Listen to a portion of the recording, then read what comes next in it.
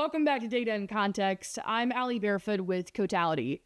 The debate over institutional investors in single-family housing has dominated headlines, executive proclamations, and political talking points for months. But in early July, federal policy shifted from political rhetoric to statutory law when Congress passed the landmark 21st Century Road to Housing Act.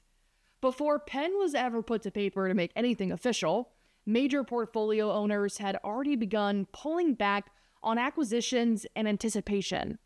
But the final bill draws a firm line in the sand, a 350 home cap on large institutional investors.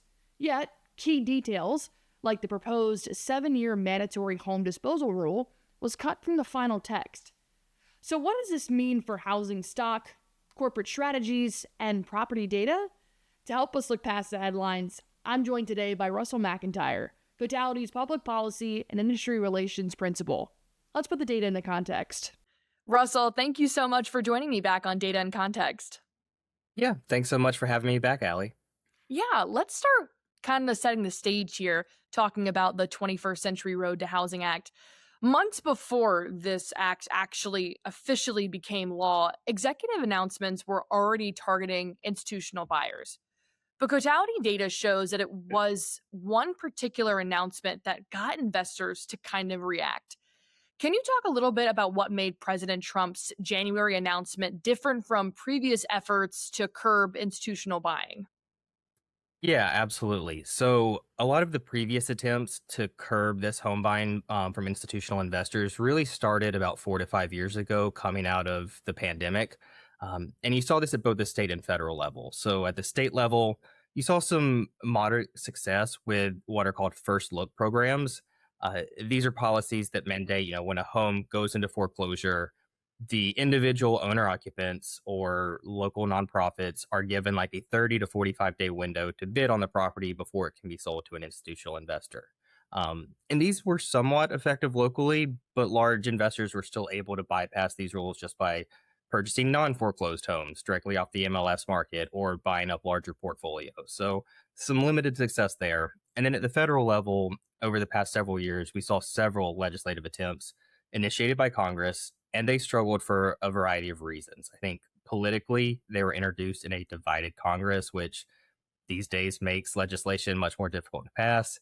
And these bills also usually focused on tax penalties as the mechanism to prevent investors from purchasing homes, which meant they just had to go through additional legislative hurdles, made passage that much harder.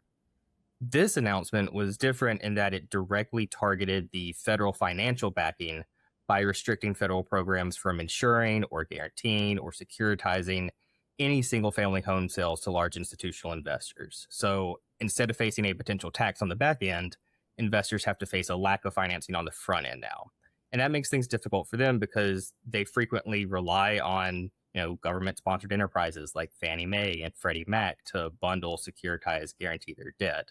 So restricting access to those programs immediately cuts off a source of cheap capital, and that raises their borrowing costs because without these federal guarantees, they'll have to go to banks that'll have to absorb 100% of the risk, which means they'll charge institutional investors higher interest rates. And so when those financing costs spike, profit margins shrink, and that makes it harder for these investors to really make those all cash over asking price offers that they've been doing to beat out traditional buyers over the past few years. So a little different from previous attempts. Yeah, and now that legislation has officially passed, one of the most debated elements in the draft stages was a mandatory 7-year disposal rule, which would have forced corporate landlords to sell off existing single family portfolios after those 7 years had passed. But it was removed from the final bill. Can we talk a little bit more about that? Why was that 7-year disposal rule stripped, and where might we see it resurface? Yeah, so this was a big talking point during debate on the bill. So, in short, the 7-year disposal rule was stripped out because there was just a lot of concerns that it could really freeze the construction of new rental housing. As you mentioned, in the first draft of the bill, institutional investors who built or bought newly constructed single family homes had to sell those properties to individual home buyers within 7 years. But the foundational economic model of build to rent really relies on long term ownership and property management to achieve profitability. Rental housing is very much a long game. It's never going to be a quick flip for investors. So if you force them to have a mass sell off within 7 years, it really destroys the asset's long term value and makes rental housing as an investment less attractive for lenders. So when this idea was first floated, you saw a lot of private equity and institutional investors start to rethink their funding for new housing projects. And eventually, Congress realized this, how problematic it could be, and they took it out of the final bill. As far as seeing it resurface, I don't think that's very likely at all. I think the industry pushback really made an impact on Capitol Hill. I don't see them bringing up the issue again, especially during this Congress. And even in the next Congress starting in 2027, even if they have different leadership, I don't think they bring this back as an issue. I think they decide to focus on other areas of the housing ecosystem. But there's always a chance you could see some action at the state or local level, especially in metro areas where investors might have a larger share of the housing market. But again, the state lawmakers have been watching this conversation at the federal level play out, and the same economics still apply. So I do think this is fairly dead for now. Yeah, that makes sense. I mean, looking at that proposal from all different angles and basically just assuming that this is not the route that we want to take. And it makes sense. You have to cut some things from the official law. But what did make it into the final bill was a section called Title X. And this restricts corporate ownership of single family housing by implementing a strict 350 house cap on existing single family inventory. Why was 350 that magic number? Right. So, a primary goal of this legislation was to target the multi-billion-dollar private equity firms and hedge funds without crushing the local mom and pop landlords or more regional property managers. Really, in shorthand, to distinguish Wall Street investors from Main Street investors. Um, and in the past, when researchers have been distinguishing between these two groups, they could draw the line anywhere from 100 homes up to 1,000 homes. So, it's a pretty big range. Right. So to your question, this 350 unit threshold was actually kind of mathematically calibrated around the size of your average large master plan subdivisions. Most single family build to rent developments or single phase community projects, they top out at somewhere between 150 and 300 homes. So 300 is the large end. So by drawing the line above that at 350, lawmakers ensured that a company could realistically develop or take over a single large scale neighborhood project, but they couldn't amass multiple neighborhoods or sweep up massive market share across a full metro area. So setting the cap at 350 is a way to effectively exempt local operations that manage small portfolios, and ensure they can still buy and renovate homes without triggering those big penalties. And let's kind of throw an example out here because we've seen in places like Phoenix and Atlanta, Cotality data shows that some institutional buyers own over 1,000 properties. So, what will this new cap mean for organizations that operate at this scale? You kind of touched on it there about acquiring neighborhoods of 300 plus homes, but what about that large number? Right. So at the moment, the law does not require a forced sell off of existing portfolios. So mega landlords who own thousands of properties are legally permitted to keep, manage, and lease those existing homes they owned prior to this bill's enactment. They're just going to be prohibited from purchasing additional single family homes on the open market starting in January of 2027. However, we are seeing a little bit of early data that indicates that institutional for sale listings ticked up a little bit while this legislation was being debated in the first half of the year, with some of those larger firms strategically offloading some assets. I think this is just an effort to move homes quickly, and a lot of these listings have featured deep price cuts. So I do think the law is already having an effect on larger investors. But then, secondly, because those large investors can no longer buy existing neighborhood homes, I think they're likely to reallocate a lot of their capital into new construction. So I think I alluded to it earlier, but the road to housing law includes a clean statutory exemption for build to rent developments. So that allows institutional investors to buy, build, and own single family homes indefinitely as long as those homes are brand new construction and specifically designed as rental communities. And this exemption was included as a way to incentivize Wall Street to add to the nation's housing supply rather than depleting it. And I think we might see that in the coming months. As I mentioned, we're already seeing large investors start to offload assets.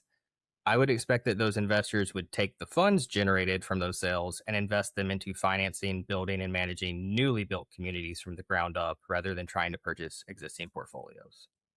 Yeah, that's definitely going to be something to keep an eye on moving forward.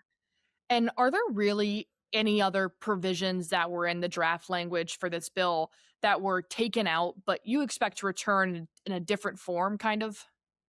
Yeah, for sure. There are a ton of additional ideas floating around Congress that didn't make the final cut for one reason or another, but could easily come back, especially if Congress changes, the control of Congress changes in the upcoming midterm elections. So I can give you a couple.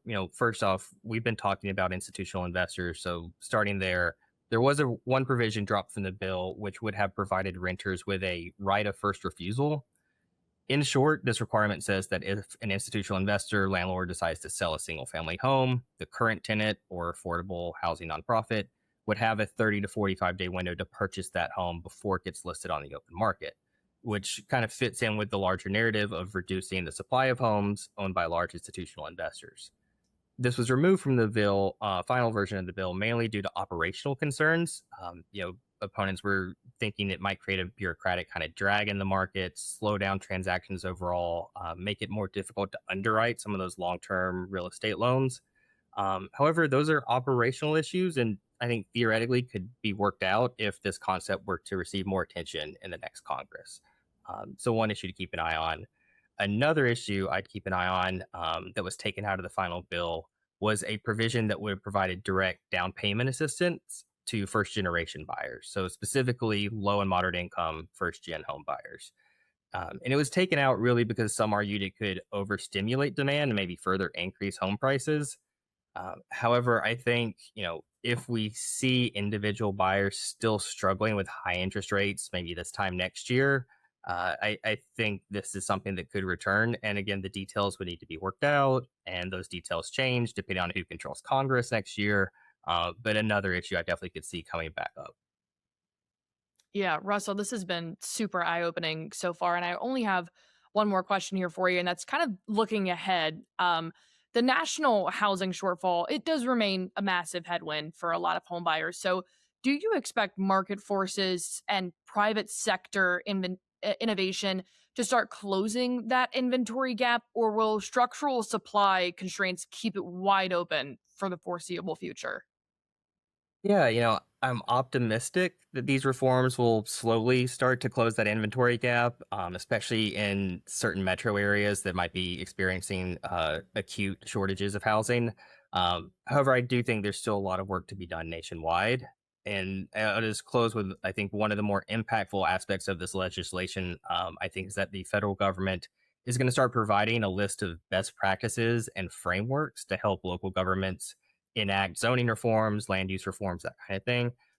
And that's really helpful because a lot of local governments currently lack the analytical capacity to evaluate how their zoning constrains housing production. I grew up in a very small town, North Carolina. I know our local government definitely didn't have the time and a lot of times the capabilities to do that kind of analysis.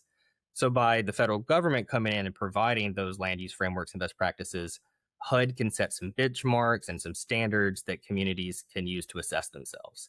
And I think keeping a close eye on the adoption rate of those best practices will be great over the next year or two, because the more towns and counties that make use of those frameworks and actually enact reform, the faster we close that inventory gap. So I am very optimistic.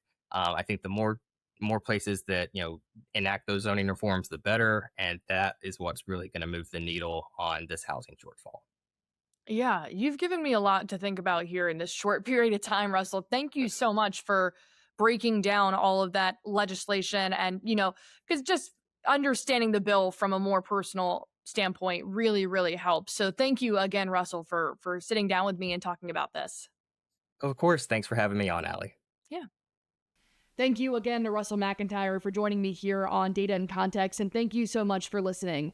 If you haven't already, go on ahead and subscribe to Cotality's YouTube channel. And as always, if you want to find out more information, head on over to cotality.com.